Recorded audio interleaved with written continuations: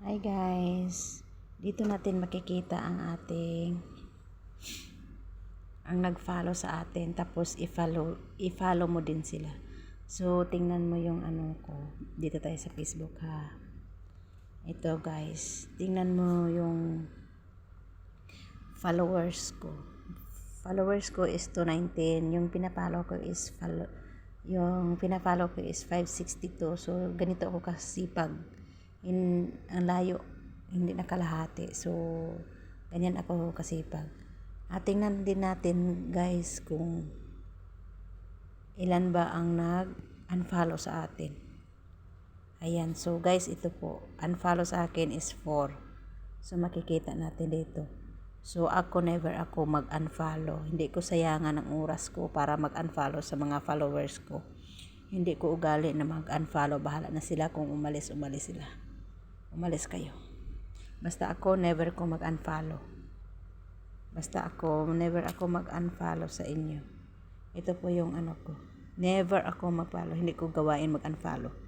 Ayan po. Tapos yung followers ko, hayaan mo yung followers ko, basta ako, nagpa-follow ako. Tingnan natin kung sino ang nag-follow sa akin at yung dito natin makikita guys. Ayan.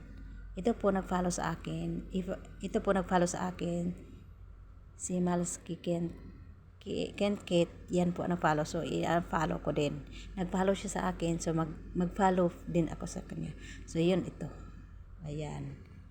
So, pinapollow ko ng lahat yan.